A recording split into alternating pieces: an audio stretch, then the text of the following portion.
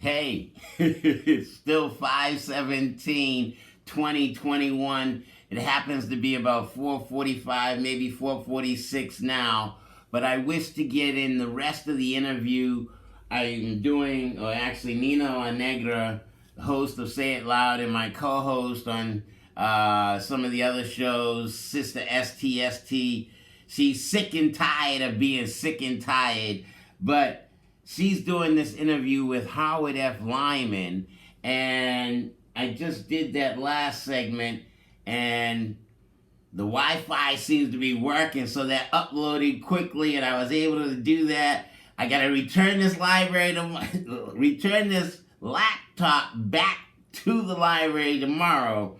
So let's go ahead and let me shut up and continue with the interview with the mad cowboy, the plain truth from the cattle rancher who won't eat meat.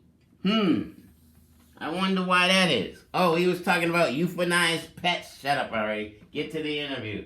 There you go. We spent 6 weeks, and I hope when we win the appeal that judge will throw that case out.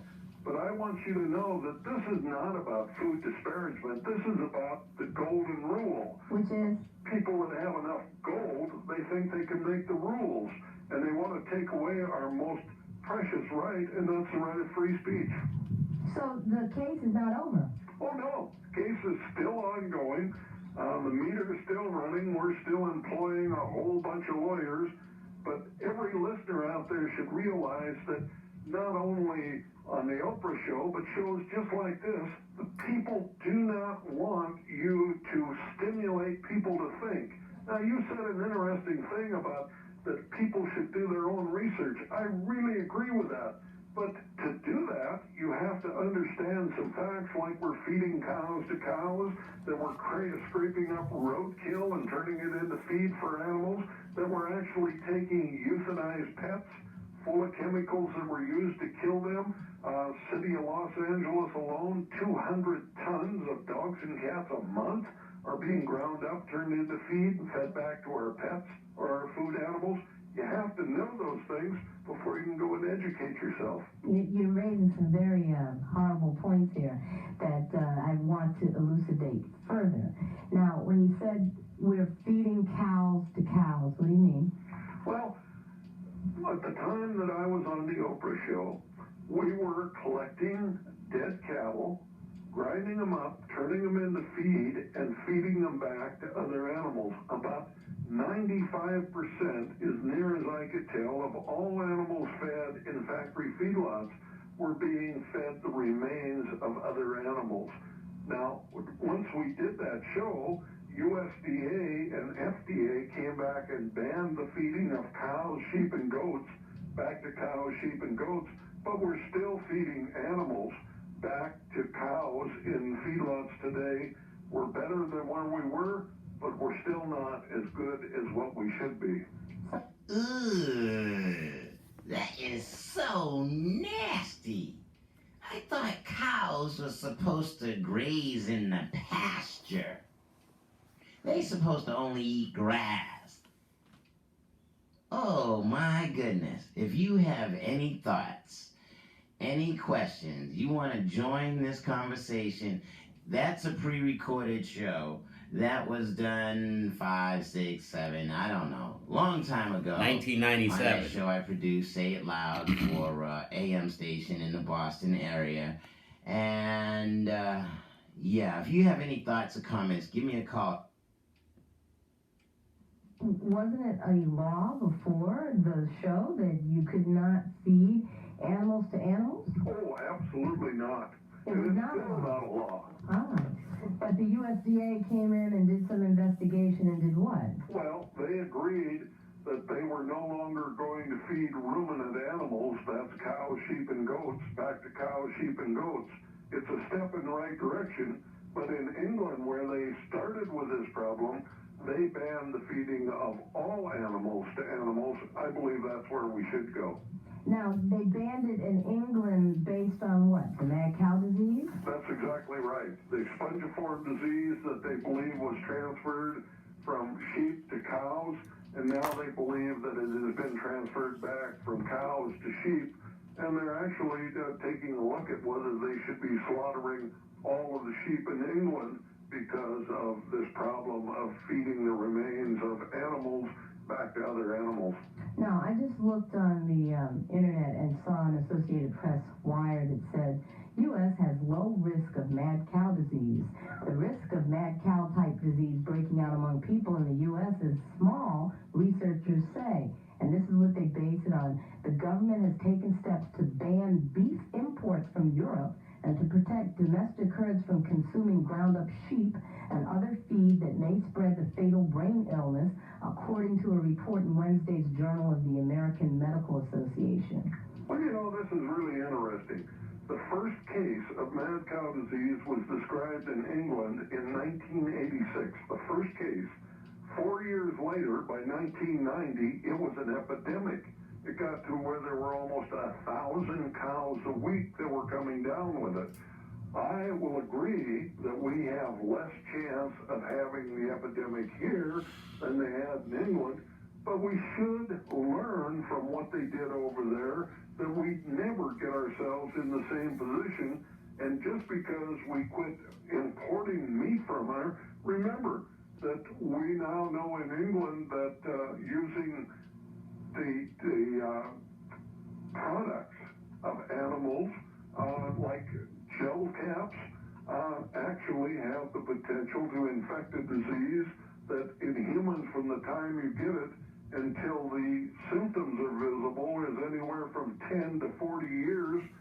We're still importing gel caps from England. We're importing things like Jell-O, marshmallows, you know, so the list goes on and on. We should not feel that we're out of the woods.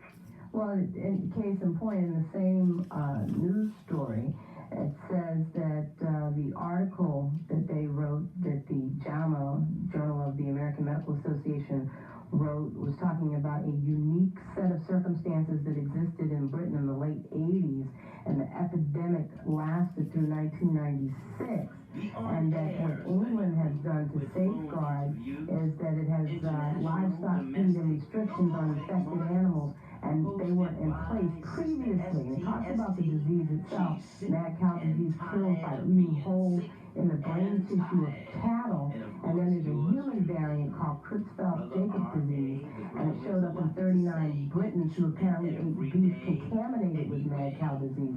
Now, according to this article, there's no known mad cow disease in U.S. cattle, and any potential human contact with the disease agent would have to come from the importation of contaminated cattle products or exposure while traveling. But a critic of the beef industry says that the report is falsely reassuring. John Stauber, Executive Director of the Center for Media and Democracy and co-author of Mad Cow USA. Are you familiar with that book? Oh, absolutely. It's a wonderful book. He said mad cow-like disease has appeared in deer and elk in western states. Michael Hansen of the Consumer Union of Yonkers, New York, says that deer and elk can be used in livestock feed. So are we safe? Well, let's look at this. The state of Colorado last year asked the hunters that were successful to remove the heads of their animals and send them to the state.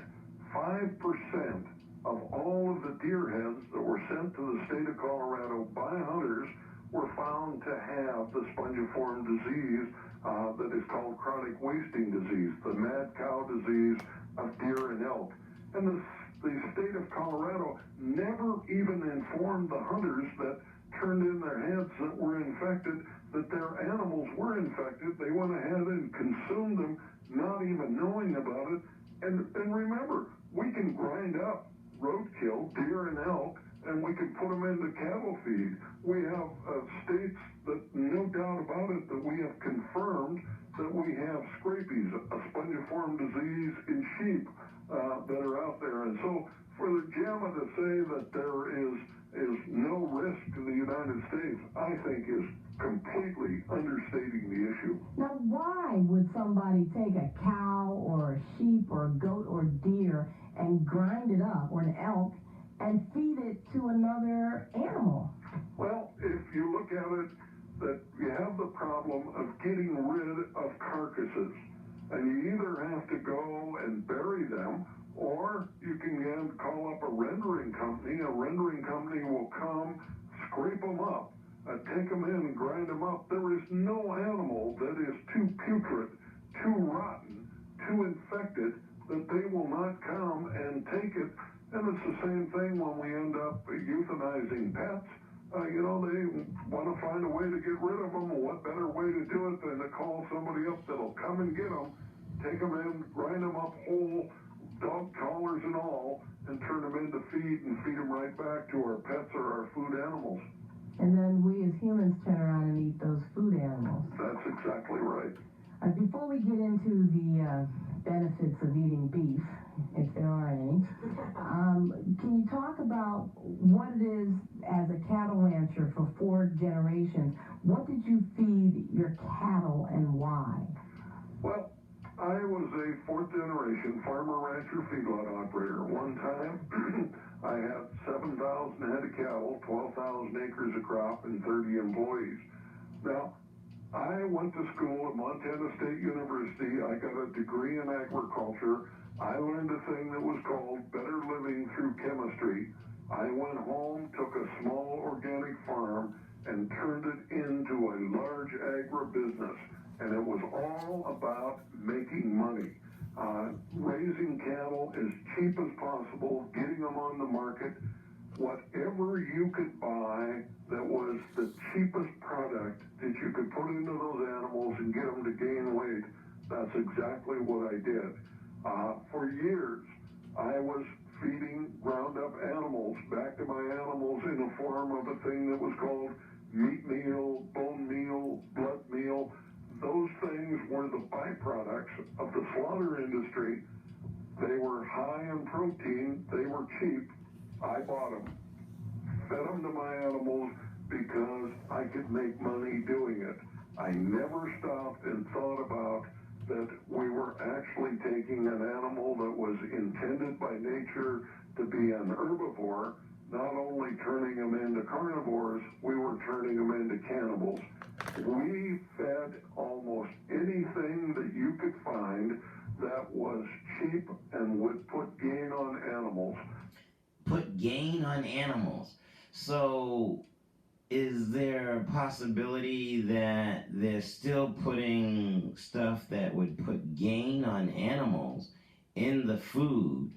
And this is why we have 7th graders getting pregnant, or this is why we have 6-foot-tall 7th grade boys that are very big because they're eating meat, and the meat or the steroids or the drugs or whatever is being put in the flesh is not dissipating out of that flesh, and it's going straight into the human being, straight into the child. I just asked a question because, I'm curious. Let's go back to the interview with Howard Lyman, the author of The Mad Cowboy, on a show that I produced called Say It Loud. I'm black and I'm proud, I'm saying it loud, I'll say it again. I'm black and I'm proud, I'm saying it loud. Yeah, that was on a Negro station. We said it so loud that the Negroes said, those black people got to go after 6 months of programming. Yes, we started Say It Loud on Harriet Tubman's birthday. That's how the universe, saw fit. We started on Harriet Tubman's birthday, and the show was canceled on Marcus Garvey's birthday. But know this, your silence will not protect you. You still may be eating meat that has eaten other meat. Most animals are herbivores. Okay, I've run out of my 15 minutes now, so just wanted to share another segment of that, and maybe I'll come back to, but you get the point. Bye.